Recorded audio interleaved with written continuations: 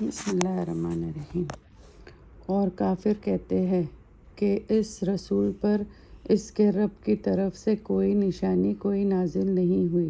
کہہ دو اللہ جسے چاہتا ہے گمراہ کر دیتا ہے اور جو اس کی طرف رجوع ہوتا ہے اسی کو اپنی طرف کا راستہ دکھاتا ہے۔ جو ایمان لے آئے ہیں اور جن کے دل اللہ کی یاد سے سکون پاتے ہیں، سن لو کہ اللہ کی یاد سے دلوں کو سکون ملتا ہے۔ جو ایمان لائے اور نیک عمل کیے ان کے لیے خوشحالی ہے، اچھا ٹھکانہ ہے۔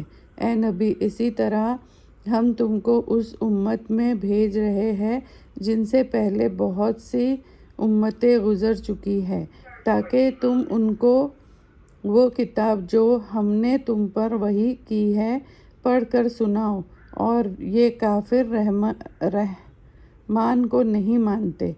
آپ کہہ دیجئے وہی میرا رب ہے، اس کے سوا کوئی دوسرا معبود نہیں ہے، میں تو اسی پر بھروسہ کرتا ہوں اور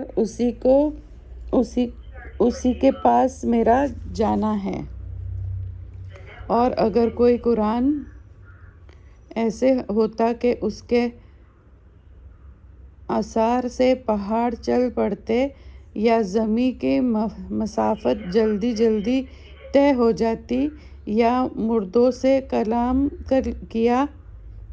کریا جاتا تو بھی یہ لوگ ایمان نہیں لاتے۔ مگر بات یہ ہے کہ سارے امور اللہ ہی کے ہاتھ میں ہیں، تو کیا مومن کو اس سے اطمینان نہیں کہ اگر اللہ چاہتا تو سارے آدمیوں کو سیدھے راستے پر چلا دیتا اور کافروں پر ہمیشہ ان کے اعمال کے سبب بلا آتی رہتی ہے، یہ ان کے مکانات کے قریب نازل ہوتی رہتی ہے یہاں تک کہ اللہ کا وعدہ آ پہنچے گا۔ بلا شبہ اللہ وعدہ خلافی نہیں کرتا، اور آپ سے پہلے جو رسول ہو چکے ہیں ان میں بہت کے ساتھ مذاق ہو چکا ہے، تو میں ان کافروں کو مہلت دیتا رہا ہوں، پھر میں نے ان کو پکڑ لیا، سو میرے عذاب کیسا ہے۔ پھر کیا وہ ہر متنفس کے عمل سے باخبر ہے؟ وہ اور ان لوگوں کے بنائے ہوئے شرکا برابر ہو سکتے ہیں؟ اور ان لوگوں نے اللہ کے لیے شریک ٹھہرایا ہے۔ آپ کہہ دیجئے کہ ذرا اس شریکوں کا نام تو لو۔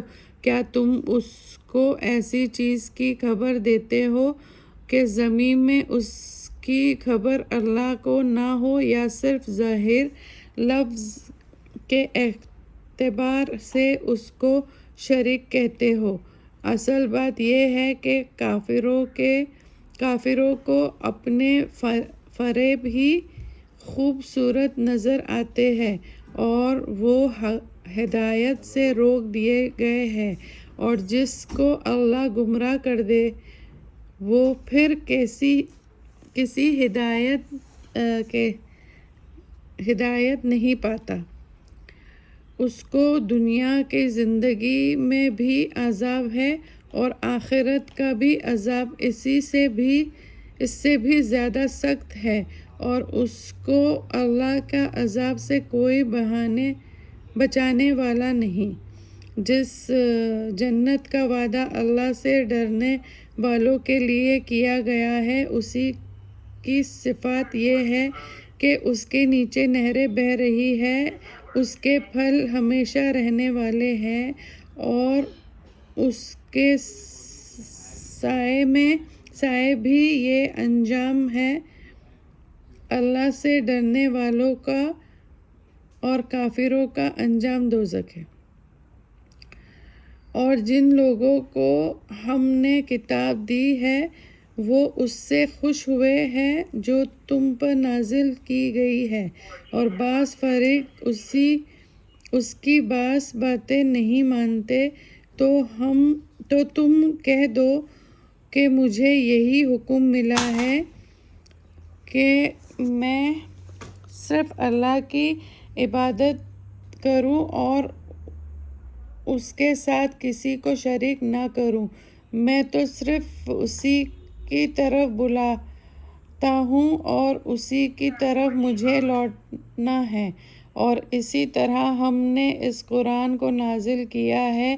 عربی زبان میں ایک حکم ایک خاص ہے۔ اگر تم علم اور دانش آنے کے بعد بھی ان لوگوں کی خواہش پر